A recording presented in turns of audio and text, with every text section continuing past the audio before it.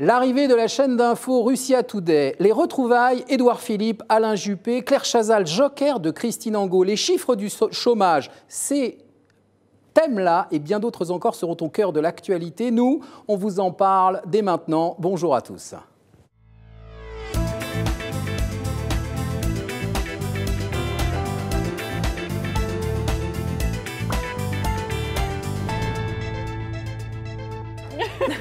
Bonjour Charlotte, bonjour Laurence Ferrari. Bonjour à tous. Bonjour Fred, bonjour à tous, bonjour Laurence. J'aime bien cette ambiance-là déjà.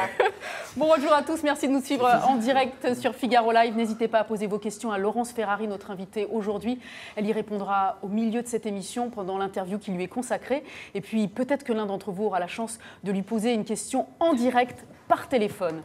Laurence, on est très heureux de vous accueillir. On va anticiper l'actualité que vous connaissez très très bien, et aussi évoquer la vôtre. Alors, je prends mon souffle parce que vous êtes quand même très très présente à l'antenne pour notre plus grand plaisir. Alors, vous avez fait votre comeback sur Canal+ en septembre dernier. Chaque vendredi, on vous retrouve donc dans l'Info du Vrai à 18h20, rediffusée sur CNews à 22h. Sur CNews, justement, vous êtes du lundi au jeudi dans Punchline de 19h à 20h, puis dans le Grand JT de 21h à 22h, et enfin chaque dimanche sur CNews encore, vous êtes dans le grand rendez-vous de 10h à 11h. Marathon Girl. C'est ça, pour le moins. Et justement, d'où vous vient ce culte du travail et l'oisiveté vous terrifie? Non, alors je ne pars pas du principe que la l'oisiveté c'est ennuyant, mais j'aime ça. Voilà, j'ai le bonheur et le plaisir de faire ça, le métier dont j'ai toujours rêvé de pouvoir l'exercer. Donc non, pour l'instant, c'est que du bonheur. Attends, voilà, c'est que du bonheur. Il faut en profiter. On reviendra évidemment tout à l'heure sur votre actualité, mais sommaire tout de suite dans cette première partie de l'émission. Marc Landré, chef du service Économie France au Figaro, anticipera la publication des chiffres du chômage de septembre. À tout à l'heure, Marc. À tout à l'heure. Mais tout de suite. Une chance sur deux de se tromper. C'est assez clair. Mais il est très précis. Mais on démarre tout de suite avec le lancement de la chaîne Russia Today qui débarque en France en décembre. Alors avec nous pour en parler, Enguerrand Renaud, vous êtes rédacteur en chef du service Média Technologie. Alors pourquoi cette chaîne qui débarque au mois de décembre est déjà précédée d'une réputation sulfureuse pour le moins? Alors il faut être clair, hein, c'est une chaîne qui est entièrement contrôlée et financée par le gouvernement russe. Mais ça c'est comme toutes les chaînes d'information internationales. France 24, c'est contrôlé et financé par la France. BBC World, Deutsche Welle, Al Jazeera. Donc ça, c'est pas le problème. Le problème, c'est que le Kremlin a une vision, j'allais dire, un peu bizarroïde de l'information. Eux disent, on va faire une information alternative. On va vous faire voir ce que vous ne voyez pas sur les autres chaînes d'information. Résultat, elle jette un voile pudique sur les opposants à Poutine. En revanche, elle fait des sujets sur les grandes réussites économiques et sociales du dit Poutine. Sa couverture de la Russie est assez intéressante. Elle le voit du côté russe, puisqu'il y a des soldats russes. Nous, on le voit plutôt du côté des soldats ou français ou américains ou kurdes, chacun son point de vue. Les Américains lui reprochent quand même de s'être ingérés dans la campagne électorale américaine avec les réseaux sociaux. Il faut quand même le dire, à nos yeux, quand on regarde Russia Today, ça ressemble davantage à de la propagande. Et pourquoi Enguerrand, elle s'installe en France, Russia Today? Alors précisément pour parler aux francophones en France, mais aussi en Afrique, au Moyen-Orient, il y en a beaucoup, au Canada, en Suisse, en Belgique. C'est un bassin qui va représenter à terme 700 millions de personnes. Donc le français est vraiment très intéressant. Pour ça, elle met les moyens. Il y a une rédaction de 50 journalistes qu'elle est en train de constituer. Il y a au moins 150 personnes et il y aura à terme 200 personnes. Et il y a quand même un budget de 20 millions d'euros par an. C'est énorme. Mais alors, ce qui est intéressant quand même à voir, c'est que le président de la République française, Emmanuel Macron, ne cache pas son hostilité à l'arrivée de cette chaîne. Ah oui, lui, il n'a pas du tout oublié les Macron Leaks. Souvenez-vous, c'était entre les deux tours. Il y a des informations qui sont sorties et il a soupçonné effectivement les Russes de le faire. Il l'a dit très clairement, les organes de presse russes ont répandu des contre-vérités infamantes. Depuis, l'État français fait quand même tout pour mettre des bâtons dans les roues à l'installation de Russia Today en France. Et la patronne de Russia Today le dit, il y a des pressions politiques. Le problème, c'est que légalement, cette chaîne a été conventionnée, comme on dit, par le CSA. Exactement. Donc, ils ont un papier. Mais le CSA, on le connaît, il met ceinture et bretelles, donc il a mis une convention, mais dedans, il a quand même mis une clause, il vérifiera l'honnêteté de l'information. Alors, avant qu'on pose la question à Laurence, que faut-il, de votre prise, que faut-il en penser? Alors, d'abord, il faut quand même le dire, ça ne va pas être facile à voir. Parce que pour les Français, ça ne va pas être simple. Ce n'est pas sur la TNT gratuite, ça c'est évident. Ça va être relayé sur les box des opérateurs. Mais là aussi, les négociations sont compliquées. Ils n'ont pas réussi à trouver un accord encore avec SFR, Bouygues Télécom, Free. Orange dit, OK, on pense le mettre, mais tout ça n'est pas encore fait. Et c'est quand même, je vous le rappelle, c'est en décembre. Donc il faut aller vite. Ensuite, il faudra regarder. Avant de juger, il faudra regarder. On peut déjà aller sur le site internet Russia Today en français. Ce qu'on envoie n'est pas monstrueux, il faut quand même le dire. Le vrai problème, à mon avis, ça ne va pas être tellement ni la chaîne d'information, ni le site, parce que ça, c'est extrêmement visible. Le vrai problème, c'est que Russia Today maîtrise exactement les réseaux sociaux. Voilà. Et là, ils peuvent faire des choses beaucoup plus compliquées, et ça ne se verra moins. Merci Enguerrand. Que vous inspire, Laurence Ferrari, l'arrivée de Russia Today en France ? D'abord, on est une démocratie, donc voilà, la preuve en est, c'est que cette chaîne-là peut s'installer. Après, je crois que déjà, rien que le fait d'en parler aujourd'hui, ils ont gagné. On fait leur promo avant même qu'ils soient à l'antenne. Donc, ils ont réussi. Ils ont cette faculté-là de retourner les critiques en leur faveur. Donc, ils sont très, très bons là-dedans. Après, maintenant, il y a le CSA qui a une convention, donc qui pourra sanctionner, puisqu'on sait que le CSA, c'est très bien sanctionné les chaînes. Oui. Donc, voilà, s'il y a vraiment de la propagande, s'il y a des informations mensongères, on espère que cette instance de régulation jouera son rôle. Maintenant, encore une fois, voilà, ce sera une télévision qu'il faudra prendre avec précaution. Moi, je pense que quand on sait d'où on parle, au moins c'est clair. On sait que c'est la voix de la Russie. Donc, il n'y a pas de tromperie sur la marchandise, il n'y a pas de fausses informations véhiculées sous couvert de... Voilà, ce sera clair, on sait que c'est la voix de la Russie, et au moins, les cartes sont posées sur la table. Vous connaissez des journalistes qui vont y travailler ? Non, et vous ? C'est la question qu'on se pose tout le temps. Est-ce qu'on connaît des journalistes ? Oui, vous avez travaillé avec lui. Avec lui à LCI, bon journaliste. C'est un très bon journaliste et il va être rédacteur en chef de la chaîne.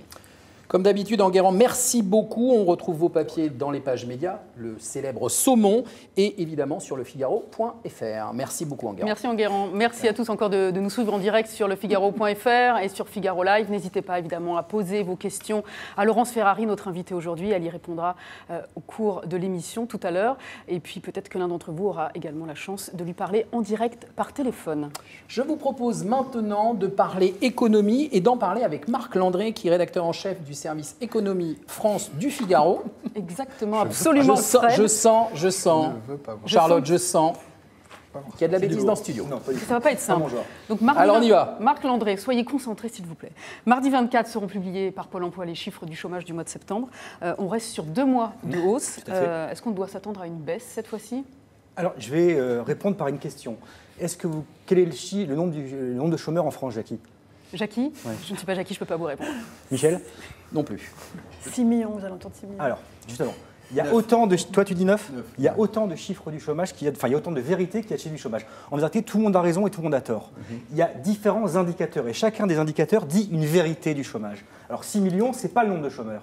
C'est à peu près, je dis à peu près parce qu'en vérité c'est 6,6 millions, le nombre d'inscrits à Pôle emploi sur l'ensemble des catégories. Pôle emploi, c'est l'organisme public qui recense les gens qui recherchent officiellement un emploi en France. Mais il y a d'autres indicateurs, parce que dans ces 5 catégories, il y en a une qu'on commente la plupart du temps, c'est la catégorie A. Ce sont des gens qui sont sans activité, disponibles et sans activité. Et là, on est à 3,8 millions. Mais après, il y a aussi des gens qui travaillent un petit peu, les fameux petits boulots. C'est-à-dire qu'Enguerrand, à côté de son poste de rédacteur en chef, il a un petit boulot. Il vend des sandwichs dans une sandwicherie. Et bien pour ça, il peut être comptabilisé à Pôle emploi dans les catégories dites B et C. Et là, quand on rajoute ces 2 catégories, tout de suite, on passe à près de 6 millions de personnes qui recherchent un emploi.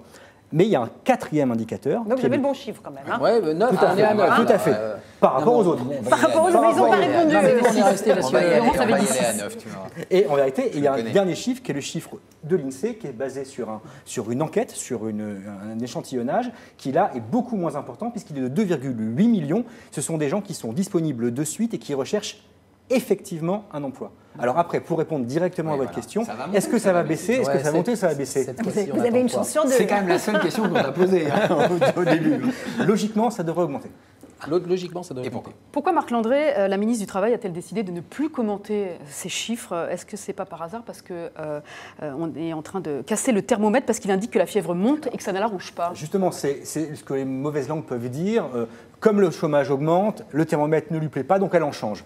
Elle a décidé, en arrivant au ministère du Travail, qu'elle ne commenterait plus ce chiffre parce qu'il était volatile, parce que c'est une donnée administrative. En vérité, c'est un relevé. C'est un relevé de situation le 31 du mois à Pôle emploi. Sauf que il y a des évolutions qui sont excessivement dommageables d'un mois sur l'autre. Par exemple, savez-vous que pour être dans ces catégories à Pôle emploi, il faut s'actualiser. Il faut faire un clic sur Internet en disant Tous les mois. je recherche bien un emploi tous les mois. Et pour que les gens pensent à s'actualiser, on leur envoie des SMS. Oui. Mais il suffit qu'un mois, on oublie d'envoyer le SMS, donc les gens oublient de s'actualiser, donc il y a une baisse du chômage. Et puis certains mois, il y a un bug, on leur envoie 3 SMS, le fameux bug SFR d'août 2013, et donc ils vont s'actualiser plus que d'habitude. Donc il y a une forme de volatilité qui fait que on a des variations qui portent sur des dizaines de milliers de personnes parfois certains mois, et donc qui donnent des variations importantes, qui fait que ce n'est pas significatif. Et puis c'est aussi parce que c'était un vrai calvaire pour les ministres du Travail. Moi, sur les chaînes info, à 18h, on avait Myriam El Khomri qui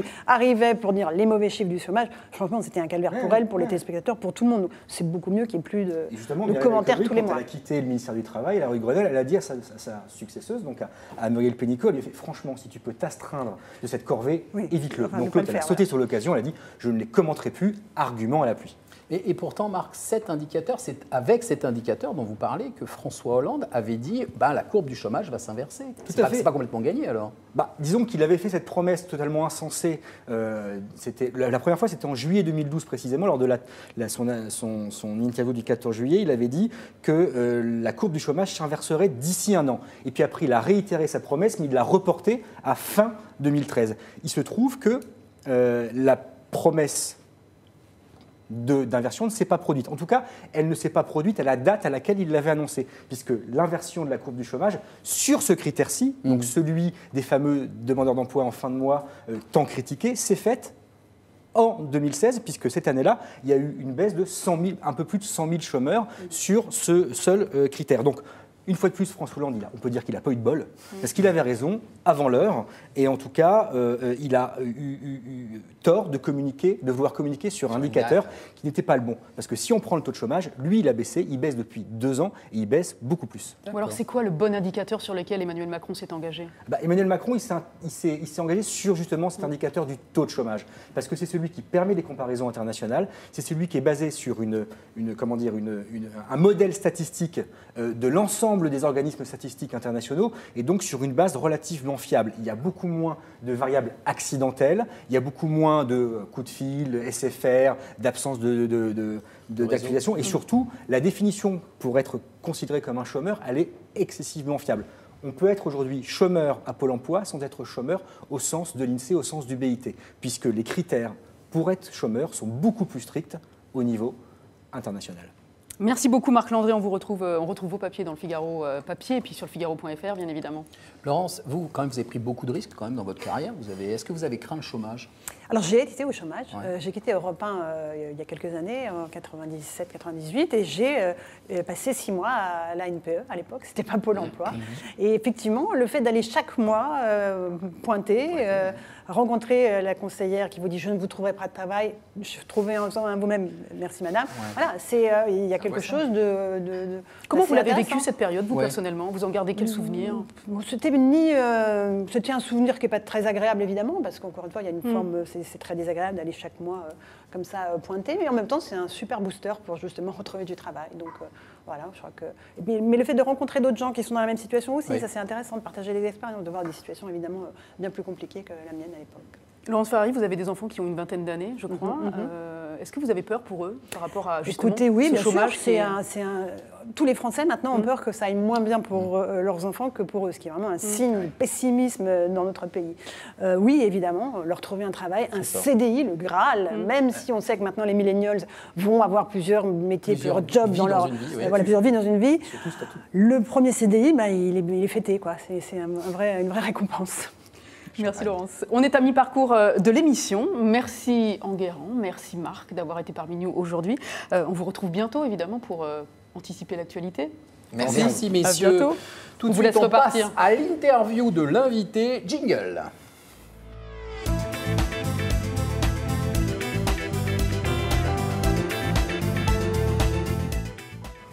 Ça va Laurence, tout va bien ? Oui, super. Vous êtes bien. Je vous propose de vous concentrer maintenant et d'écouter ce que Fred va vous dire. Il va vous adresser un message tout à fait personnel. Un message perso. Perso. Ça me rappelle quelque chose. On faisait ça dans le Grand 8 avec mes copines, Roselyne Bachelot, Absalom Toussi, Elisabeth Bost. On avait chaque jour un message perso pour notre invité. Et bien là, ça vous est destiné. Et le truc de Fred, c'est de jouer sur les mots. Ça le fait kiffer, ça joue sur les mots. Parfois même, ça le rend complètement dingue, voire maboule. J'aime bien ce mot, maboule. Merci, Charlotte. Il y a des noms comme ça qui sont évocateurs. Même si tu n'as pas la radio, même si depuis longtemps tu as tourné la télé vers le mur, ces noms te parlent. Et Laurence, votre nom parle, il parle même beaucoup, tellement d'ailleurs que j'ai passé une nuit blanche. Et ce matin, Charlotte, comprenant pourquoi j'avais l'œil en berne, me lancia un drôle de regard. Ah oui, je balance. Hein. Je balance et je veux qu'on comprenne que je vis une vie de dingue ici. Bon bref, revenons à la jeunesse de cette chronique. Quand on m'a annoncé votre venue, j'ai dit super. Oui, Laurence, vous êtes à mes yeux l'essence même du journalisme. Un savant mélange, disais-je, de pugnacité et de pertinence. Ce n'est pas un hasard si, à l'évocation de votre nom, je me suis senti pousser diesel.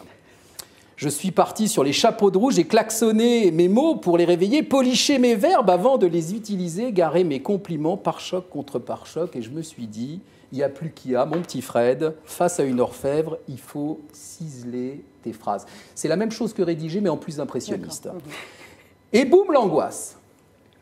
Mot de ventre à l'idée que ces phrases si bien conduites, pourtant, s'écrasent dans l'abdomen public. À peine auriez-vous passé le porche de cette porte.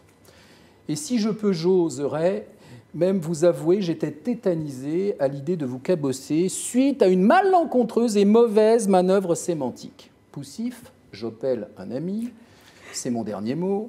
Sa réponse est limpide, Ferrari, c'est la Rolls du journalisme, brillante, du sur-mesure, pointure métallisée. Mais non, Laurence. Vous n'êtes pas la Rolls du journalisme, vous êtes la Ferrari. Et raccrochant, tout s'éclaire. Et comme la BM le dire le dimanche, même si ce n'est pas très cathodique, Fiat ou, après traduction, que la lumière fût et la lumière soit. Et c'est vrai, force est de reconnaître que de la radio à la presse écrite en passant par la télévision des années 90 à aujourd'hui, de Europe 1 à Canal+, en passant par TF1, vous illuminez l'actualité. Vous utilisez le mot juste pour mieux nous faire comprendre le monde, nos contemporains. Alors Laurence, il ne me reste plus que quelques secondes, pas une seconde de trop. Je ne peux pas parler de Renault, ni lui, ni Nissan, ni autre chose d'ailleurs, juste vous dire, Laurence, merci d'être notre invitée. Bravo l'artiste, chapeau l'artiste. Pas mal. On continue. Interview. On continue Oui. tout de suite. Et ne soyez pas surpris si Fred nous interrompt pendant notre interview à toutes les deux. Les internautes sont nombreux à nous suivre, ils ont des questions à vous poser. Donc Fred nous interrompra quand bon lui semble. Voilà, en tapant du poing sur la table. Une question, s'il faut. une réponse, il faut que ce soit concis, on y va, bim bam boum. Laurence Ferrari, votre parcours a été jalonné de ruptures et de coups d'audace. De quoi êtes-vous la plus fière aujourd'hui ? D'avoir toujours choisi, c'est très important dans ce métier de ne pas trop subir, d'avoir choisi mon destin, d'avoir choisi les projets sur lesquels je prenais des risques, d'avoir toujours quitté une forme de confort pour aller me remettre en cause sur des challenges risqués. Je l'ai fait à plusieurs reprises dans ma carrière. Donc voilà, c'est ça, la force d'avoir su imposer mes choix. Et le projet dont vous êtes la plus fière, précisément ? Je pense que c'était Dimanche Plus à l'époque, qui a été sur une Canal+. émission, voilà, sur l'émission politique que j'ai lancée avec sa petite sœur qui était Punchline, que j'ai faite l'an dernier sur C8. Voilà, c'était. Moi, j'ai un côté un peu entrepreneur, un peu aussi. J'aime la production, j'aime maîtriser. Vous avez créé votre société de production. Voilà, à l'époque, d'ailleurs. j'avais créé ma société de production. J'aime avoir la maîtrise sur l'ensemble de ce qui fabrique une émission, pas seulement le plateau, hein, c'est-à-dire l'interview, mais aussi les reportages qui sont tournés par des journalistes. Donc voilà, je pense que c'est ça qui a été le plus beau moment de ma carrière. Il y a 10 ans, vous disiez « J'ai des regrets, mais je n'ai pas d'échecs. Ils sont à venir. » 10 ans plus tard, les échecs, vous les avez rencontrés ? Il y a eu des hauts et des bas, comme dans toute carrière. Hein. On ne peut pas être toujours au sommet. Il y a eu des épreuves. Le 20h a été une épreuve. C'est l'épreuve du feu. Hein. Je pense que ce n'est pas Anne-Sophie Lapix qui me contredirait aujourd'hui.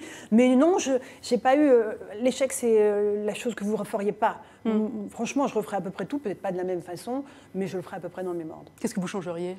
Non, peut-être un peu plus de préparation, peut-être un peu moins d'insouciance, un peu moins d'inconscience pour certains challenges. Voilà. Vous citiez le JT de 20h sur TF1. Évidemment, il y a près de 10 ans, à votre arrivée aux 20h, vous avez suscité un cataclysme médiatique hallucinant. Vous succédiez à PPDA qui était en poste à ce poste-là depuis 20 ans. Comment vous le regardez, cet événement-là aujourd'hui, cet épisode de votre parcours professionnel ? Je pense que voilà, déjà, dès ce moment-là, je pense qu'une partie de mes chances était déjà obérée. Donc, encore une fois, avec un peu plus de diplomatie, de tact, on aurait peut-être eu un résultat plus intéressant en se parlant un peu plus entre confrères. Mais voilà, écoutez, encore une fois, j'ai fait mon travail pendant ces 4 ans. Je crois que j'ai été au front tous les jours et je regrette rien, voilà, honnêtement. Vous êtes en bon terme avec Patrick Poivre-d'Arvor? Oui, ben, on est collègues à CNews, on se croise tous les jours ou presque, donc oui, bien sûr. Est-ce que cette période a cassé quelque part l'image de votre image naturelle, chaleureuse, enthousiaste que vous aviez à l'époque? Je suis assez d'accord. C'est un exercice qui fige, c'est un exercice qui éteint. C'est quelque chose qui ne vous permet pas de vous exprimer librement, c'est très codifié, très contraint. Donc encore une fois, ça reste un Graal pour les journalistes, mais aujourd'hui, je suis 1000 fois plus heureuse à l'antenne de ce que je fais. Petite, vous rêviez d'être chirurgien, vous avez même tenté médecine. Aujourd'hui, ça vous arrive de repenser à cette période-là et de considérer que c'est peut-être une vocation avortée que vous auriez pu réaliser? Ah oui, le but c'était d'être utile aux autres. Alors j'espère que je le suis à mon petit niveau aujourd'hui en faisant du journalisme. Mais non, c'était chouette de l'avoir tenté, d'avoir raté lamentablement. Mais ça, heureusement, la médecine n'a pas voulu de moi. Mais comme j'ai vraiment eu la chance de faire un métier exceptionnel qui est le journalisme, dans lequel je fais des choses différentes chaque jour, non, franchement, je regrette pas. J'ai une question, Dana. Justement, vous parlez de médecine. C'est pour ça que vous rêvez, nous demande-t-on, de présenter une émission avec Michel Simès?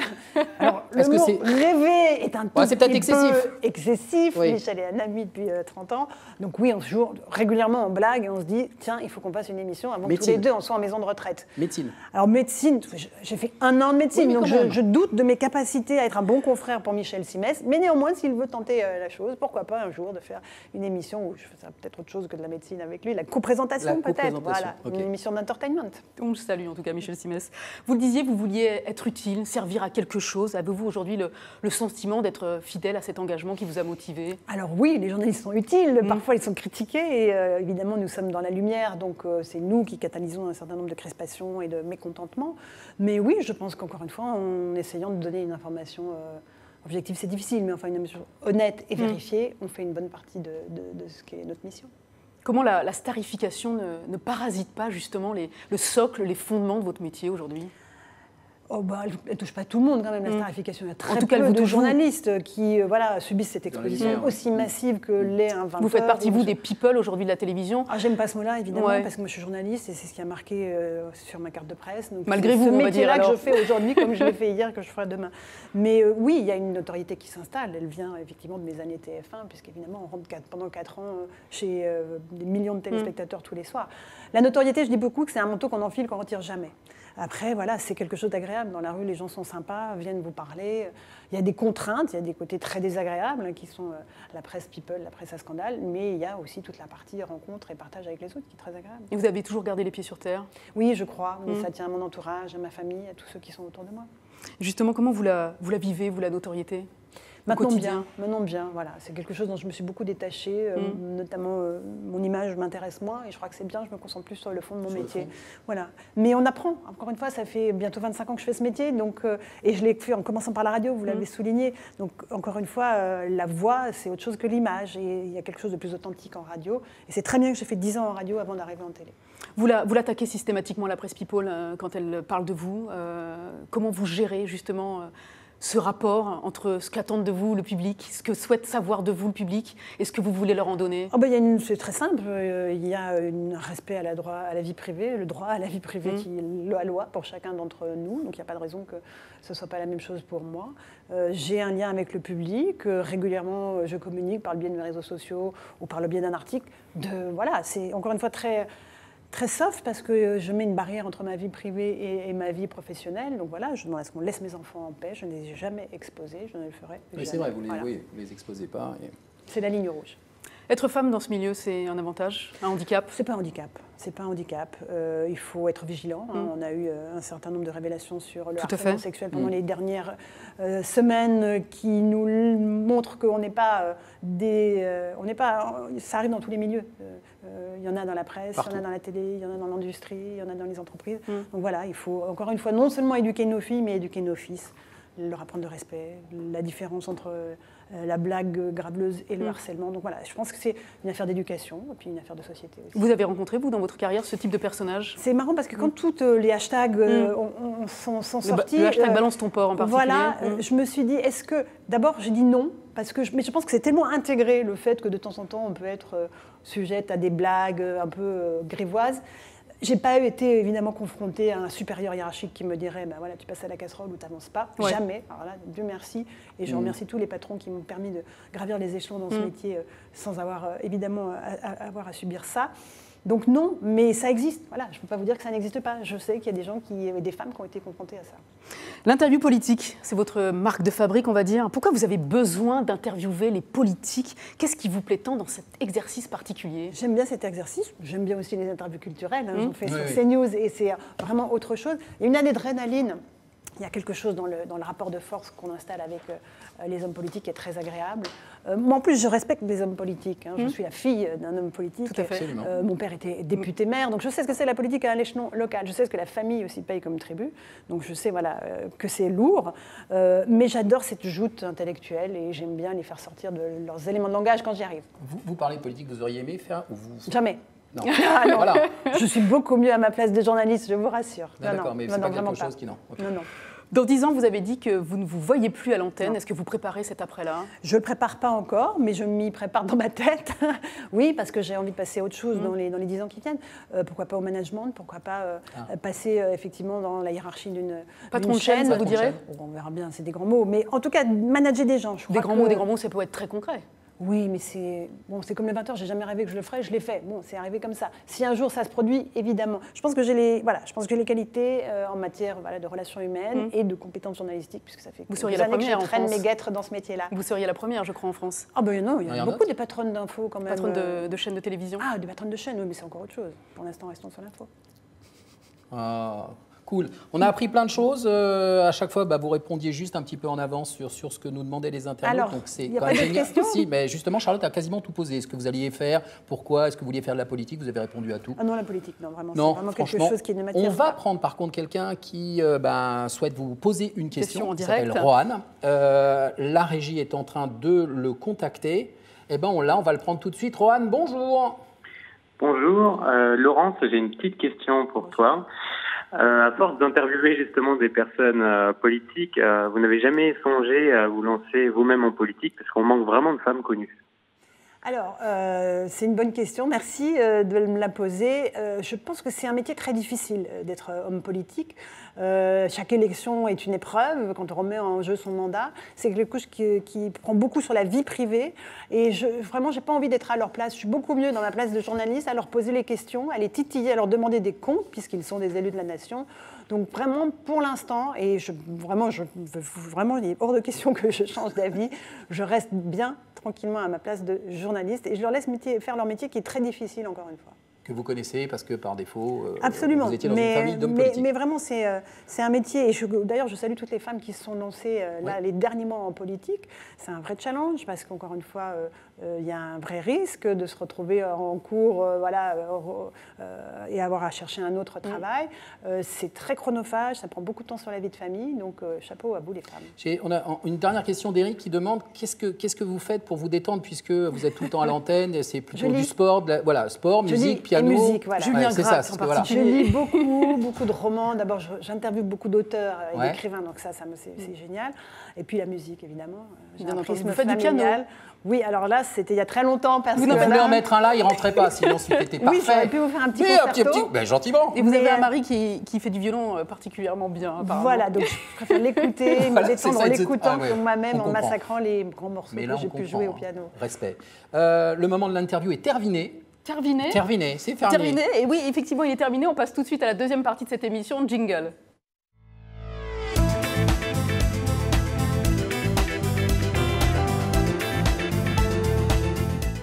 Messieurs, bonjour.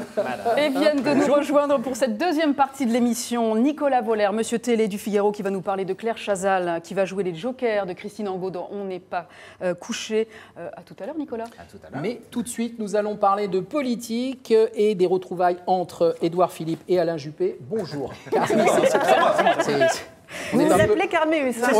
On est un peu en famille des sociétaires, on est à fond, ça infuse, on est bien là. Vous êtes en foncé. Oui, cravaté, couleur foncé, la classe internationale. Carl, rouge, monsieur. C'est élégant. Pour Laurence. Carl, vous êtes rédacteur en chef au Figaro Magazine. Alors, Édouard Philippe se rend à Bordeaux demain. Vendredi, il rencontrera le maire de Bordeaux, qui n'est autre que Alain Juppé. En quoi cette rencontre est importante, plus importante à vos yeux que les autres déplacements réalisés par le Premier ministre depuis juin? Oui, c'est une bonne question parce Merci. qu'au fond, il va rencontrer aussi le maire de Marseille, Jean-Claude Gaudin, dans la matinée. Ouais. Et c'est quand même moins médiatisé. On n'a pas l'impression que ça revêt la même importance que le rendez-vous à 15h avec Alain Juppé, la rencontre entre Alain Juppé et Édouard Philippe. En fait, parce que le Premier ministre a été longtemps le bras droit, le collaborateur principal d'Alain Juppé. Ils se sont rencontrés dans les années 2000 au début, et Édouard Philippe a été de 2002 à 2004 le secrétaire général de l'UMP, l'ancêtre des Républicains. C'est leur première rencontre depuis le mois de mai? Alors, physiquement, devant les caméras, oui, c'est leur première rencontre, mais il faut savoir qu'ils se sont souvent téléphonés, échangé des SMS, notamment d'ailleurs juste sur la nomination d'Édouard Philippe à Matignon. Il l'avait consulté pour savoir s'il devait accepter ou pas. Et en plus, les deux hommes, c'est aussi important, ils ne vont pas seulement se rencontrer devant les caméras à 15h, ils ont prévu aussi de dîner ensemble. Dans la foulée. Donc vous voyez, c'est vraiment, là, il y aura deux occasions de rencontre. C'est plus qu'une simple visite protocolaire. Et c'est amusant d'ailleurs de voir la façon dont Matignon réagit. Alors justement, qu'est-ce que dit Matignon? Qu'est-ce qu'on dit dans le... Il minimise. Je les ai appelés pour, évidemment. quand même avant, pour préparer un peu. Pour leur dire que vous veniez ici, qu'ils regardent. Voilà, C'est le Premier ministre, si vous nous regardez. Qu'est-ce qu'il faut dire? Voilà. Alors ils disent non, mais c'est normal que le Premier ministre qui se déplace dans une ville rencontre le maire de cette ville. Vous voyez, on ne peut pas faire plus soft pour minimiser un peu tout ça, en disant, mais au fond, s'il ne l'avait pas rencontré, alors là, du coup, vous, journalistes, vous en auriez fait des tonnes sur le thème, c'est pas normal, ils ne se rencontrent pas. Donc ils font semblant de croire qu'il n'y a pas un acte politique important là dans cette histoire. Mais est-ce que vraiment c'est un acte politique important, Karl? Oui, parce que, vous voyez, là, on voit cette photo, il va y avoir les caméras, il va y avoir tous les journalistes qui vont tendre leur micro à Édouard Philippe et à Alain Juppé. Et ils vont demander à Alain Juppé, mais alors qu'est-ce que vous pensez d'Édouard Philippe? Est-ce que sa politique est bonne? Et donc, c'est pas neutre. D'autant plus qu'Alain Juppé a déjà dit un certain nombre de choses, notamment après l'émission politique du Premier ministre sur France 2, il y a 15 jours. Voilà. Mais c'était sur Twitter, donc c'est pas vraiment des propos publics. Mais enfin, il avait dit, voilà, il avait salué le caractère combatif, ouvert et courageux d'Édouard Philippe. Donc quand on sait que l'électorat de droite est quand même traversé par des questions sur Macron, sur Édouard Philippe, sur la politique, est-ce qu'il faut soutenir, est-ce que c'est une politique de droite, est-ce que ça va? Les propos que Alain Juppé va tenir demain, c'est pas neutre. En plus, il y a un autre élément, c'est que ça intervient à quelques jours d'une décision que les Républicains vont prendre d'exclure Édouard Philippe de leur mouvement. Il y a un bureau politique qui se réunit la semaine prochaine. Or, Alain Juppé est le fondateur de l'UMP, l'ancêtre des Républicains. Vous voyez, tout ça Qu'est-ce qu'il va faire, Édouard Philippe, s'il est exclu des Républicains? Alors, excellente question, encore une fois. Quel talent, on sent le niveau. Non, mais et leur se mettre en marche. Voilà, c'est une possibilité. Il peut adhérer à En Marche, à la République En Marche. Et au fond, d'ailleurs, à l'Élysée, il ne verrait pas ça d'un mauvais œil. Je crois qu'Emmanuel Macron encourage assez. Mais là, alors, réponse de Matignon, quand on pose cette question au conseiller, en disant, que fait le Premier ministre? Il dit, mais oui, mais qu'est-ce que ça apporterait que le Premier ministre adhère à En Marche? Pas grand-chose. Pour eux, d'ailleurs, c'est typiquement une question de journaliste politique qui n'intéresse pas les Français. C'est quand même complètement faux que ce soit une question. Ah non, vous n'y mettez pas vous aussi. Moi, je le dis comme je le pense. Oui, non, c'est pas faux. C'est vrai, c'est une question de journaliste politique, mais cela dit, c'est pas anodin, quand même, de savoir dans quel parti politique va être le Premier ministre qui, normalement, selon les institutions, c'est le patron de la majorité. Donc avoir le patron de la majorité qui n'est pas dans un parti ou qui est à En Marche, c'est pas neutre. Je veux dire, il y a quelque chose. Et alors, même si Matignon n'aime pas les comparaisons historiques, parce qu'il préfère se projeter dans l'avenir, puis ils disent au fond, situation politique nouvelle, comportement politique nouveau. On n'est pas obligé de faire comme dans le passé, mais il y a quand même un exemple qui revient, qui nous remonte alors là à 1976, quand Raymond Barre est nommé à Matignon. Et là, Raymond Barre n'appartient pas à un parti politique. Donc voilà, est-ce que Édouard Philippe est dans la lignée de Raymond Barre? Il finit par adhérer à l'UDF, non? Après. C'est ça. Ouais. Voilà. Et il n'a pas une tâche facile pendant les quelques années où il est à Matignon. Il y a aussi une relation affective entre Édouard Philippe et Alain Juppé, et elle est extrêmement forte, car effectivement, le président Macron pourrait prendre ombrage que son Premier ministre aille prendre conseil auprès du sage de Bordeaux. C'est un autre élément. Merci beaucoup. Quel regard vous portez, Laurence Ferrari, aujourd'hui sur le paysage politique français? Il est renouvelé, hein, c'est le moins qu'on puisse dire. Il y a eu un certain nombre de fractures dans les familles politiques traditionnelles. On voit l'état du PS, on voit l'état de la droite qui se querelle avant l'élection de son président. Donc évidemment, il y a une recomposition. Maintenant, encore, il faut juger sur le long terme. C'est un marathon, un quinquennat. Donc il y a les réformes en cours, la fronde sociale. Il faut voir encore une fois là, sur les 2 ans qui arrivent, hein, parce que c'est vraiment avant que l'inversion de la courbe du chômage se mette vraiment en route, c'est dans les 2 ans qui arrivent qu'on va voir si le gouvernement tient sur ces réformes. Merci, Karl. Merci. On retrouve évidemment votre regard pertinent chaque semaine dans le Figaro Magazine, dont on voit la couverture en exclusivité et qui sera en vente en kiosque dès ce soir, dès demain. Et ben voilà, merci beaucoup. Merci. Charlotte, je vous propose qu'on termine l'émission en Avec fanfare. Nicolas Voller. Nicolas Voller, Quel accueil. vous êtes Revenir plus souvent. Vous êtes rédacteur en chef au TV Magazine. L'émission de Laurent Ruquier, On n'est pas couché, va encore faire parler d'elle. Claire Chazal va y faire son apparition en lieu et place de Christine Angot le 4 novembre prochain. Alors, pourquoi Claire Chazal? C'est la surprise, hein, franchement, la surprise de la semaine. Personne ne s'y attendait. Claire Chazal, l'ex-grande prêtresse des JT du week-end sur TF1, vous avez été son joker, hein, Laurence, pendant plusieurs années. Elle présente actuellement Entrée libre sur France 5. On le sait un peu moins, c'est à 20h20 tous les jours, je le dis quand même, sur France 5. Elle va donc remplacer Christine Angot seulement le temps d'une émission. C'est ce qu'a annoncé France 2 dans un communiqué qui était très officiel, mais vraiment très officiel, en disant que Christine Angot ne pourrait pas assurer le prochain numéro d'On n'est pas touché, car elle doit se rendre aux États-Unis. Alors l'absence est prévue depuis longtemps, c'est ce qu'a dit France 2 évidemment, avec son éditeur Flammarion, puisqu'elle doit, je cite, assurer la promotion de son œuvre aux États-Unis. Enfin, si l'on s'en tient exactement stricto sensu à ce que dit France 2, cette absence est donc prévue de longue date. Et il y a quand même, on a l'impression qu'il y a quand même... Anguille sous roche, baleine sous gravier, tout ce que vous voulez. Baleine sous caillou, ça vient d'où ça? Du Québec. N'importe quoi. Baleine sous caillou. Alors c'est une très bonne question. On peut se demander effectivement si cette absence de Christine Angot ne tombe pas très opportunément. Première raison, Christine Angot n'a pas de livre à promouvoir. Aucun livre ne sort, n'est prévu de sortir. Son dernier date de 2015 déjà, ça fait déjà 2 ans. Selon France 2, il n'y a non plus aucun lien évidemment avec la récente polémique lors du face-à-face très tendu, et je le précise parce qu'on l'oublie souvent, partiellement coupé d'ailleurs au montage, avec Sandrine Rousseau, l'ex-porte-parole d'Europe Écologie Les Verts, qui était venue présenter son livre Parler, où elle racontait justement l'agression sexuelle dont elle a été victime. Et je rappelle également que dans toute l'histoire d'On n'est pas couché, qui date maintenant d'il y a 12 ans, ça a commencé il y a 12 ans, seul Michel Pollack avait été remplacé à 2 ou 3 reprises par Eric Nolot pour des raisons médicales. Il était très malade et il avait été remplacé. Donc c'est vraiment très rare. On sait que Christine Angot est très critiquée. On se souvient de cette passe d'armes lors de l'élection politique avec François Fillon sur France 2 pendant la présidentielle. C'est accroché avec des invités d'On n'est pas couché. Et en plus de ça, les audiences sont assez moyennes depuis le début de la saison. La plus grande audience depuis début septembre, je vous la donne en 1000, c'est le clash de Christine Angot et Sandrine Rousseau. Pourquoi? Parce que le buzz a été fait plusieurs jours auparavant. On rappelle que l'émission est enregistrée le jeudi et diffusée le samedi.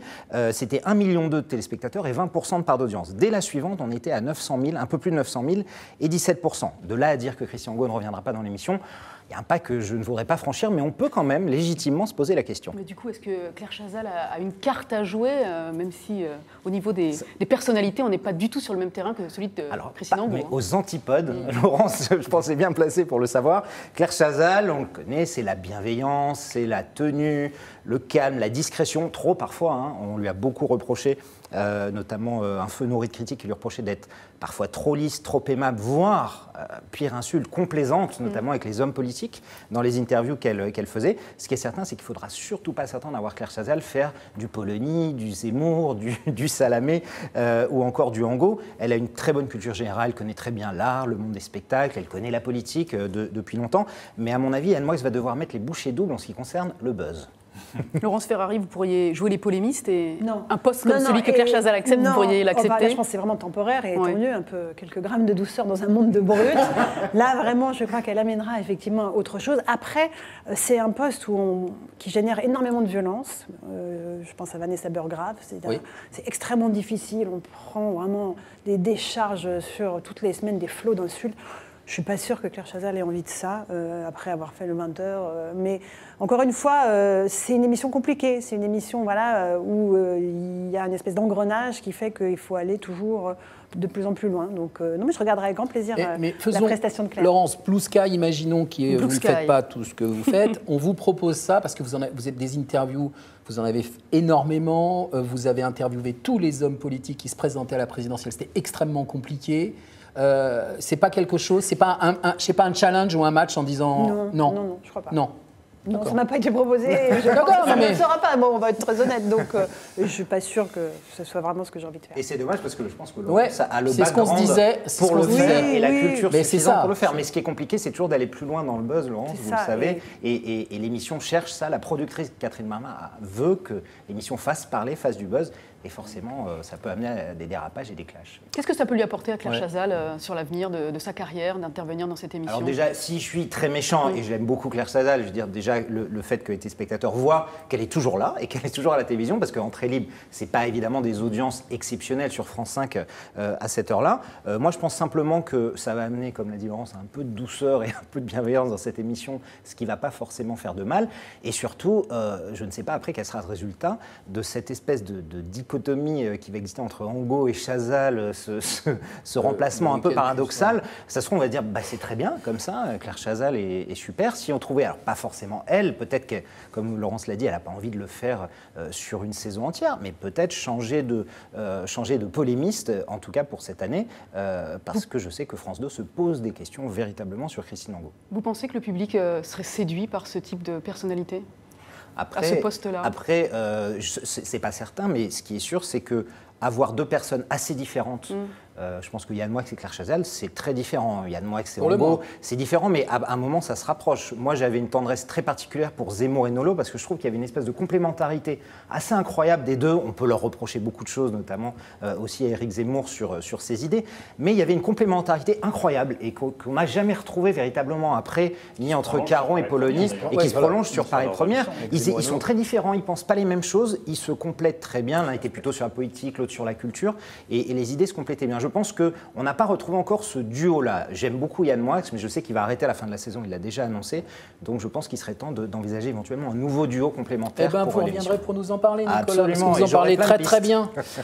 Merci en tout cas. Je le rappelle, le TV Mag fête ses 30 ans cette année. Joyeux anniversaire. Joyeux anniversaire.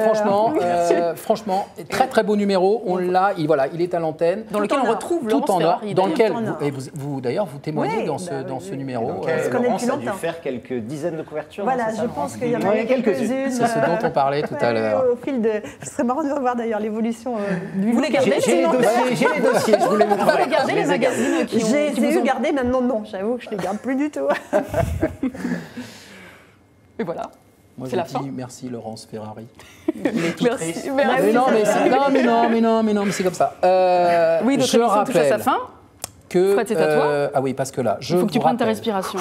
Je rappelle qu'on vous retrouve, Laurence, chaque vendredi avec plaisir dans l'Info du Vrai à 18h20 sur Canal+. L'émission est en rediffusion sur CNews à 22h. Avec de temps en temps, j'allais dire de temps en temps. Oui, c'est sur CNews, ça. Sur CNews du lundi au jeudi dans Punchline de 19h à 20h et dans le Grand JT de 21h à 22h et le dimanche, évidemment, de 10h à 11h sur CNews toujours dans le Grand Rendez-vous. Ouf, ça y est, on a tout dit. Merci beaucoup. Avant qu'on ne se quitte, Laurence, permettez-moi de vous offrir ce Figaro hors série dédié à Gauguin. Vous avez été voir l'expo encore peut-être? Pas encore. Magnifique expo. Un magazine qui est disponible est chez tous vos marchands de journaux et sur le figarostore.fr. La semaine dernière, à votre place, Laurence, nous avons reçu Stéphane Bern. Il vous a laissé un petit message, on l'écoute tout de suite. Ma chère Laurence, je sais que c'est très dur pour toi d'être confrontée en permanence à des invités terribles dans ton émission. Ce qui est encore pire, c'est Charlotte et Fred qui vont t'infliger des questions auxquelles tu n'imaginais même pas devoir être soumise un jour. Mais non, au fond, j'ai passé un très bon moment. Je suis sûr que tu vas passer un très bon moment. Voilà. Et puis, je ne veux pas faire un peu le problème de Bourdin et Anne Niva, mais c'est vrai que j'aime beaucoup le couple. J'ai le droit de lui dire, non, on peut lui dire à Laurence, que j'adore également. Je l'aime elle, mais j'aime aussi beaucoup son mari, qui a un talent fou, et que voilà, je rêve de les avoir tous les deux à dîner. Donc, voilà, avec Philippe Gueluc et Pascal Légitimus. Avec Philippe Gueluc, Pascal Légitimus, et puis le beau-frère aussi. Qu'est-ce que vous lui répondez à Stéphane Bern? C'est réciproque, évidemment, on a un grand plaisir à le voir et que son élégance fait du bien dans ce monde de télévision aussi, son élégance, son intelligence. Alors, merci évidemment d'avoir été notre invité. Vous repartez tout de suite parce que dans quelques heures, en moto, parce que dans quelques heures, vous êtes en direct évidemment pour Punchline. On se retrouve, nous, le 2 novembre avec Manu Payet qui sera à votre place. Si vous avez un petit mot à lui dire, eh bien, c'est juste là, Laurence. Manu Payet est en face de vous. Alors, mon cher Manu Payet, je sais que tu es sur scène en ce moment. C'est pas facile de faire rire. Voilà, tout le monde, tous les soirs. On m'a dit que tu as passé une soirée un peu compliquée il y a quelques jours. C'était sur une scène un peu spéciale. Il me semble que c'était à l'Olympia. Et que les premiers rangs étaient un peu compliqués à gérer. Tu vas me raconter ça dans un instant. Merci Laurence, merci pour lui. Merci Laurence. Merci à tous. On se retrouve donc le 2 novembre, même heure, même punition. Charlotte, merci beaucoup. Merci Fred, mais oui, bien sûr. Laurence, merci bien. Merci Laurence. Check. Merci Nicolas, merci Karl, à très vite. À très bientôt. Au revoir.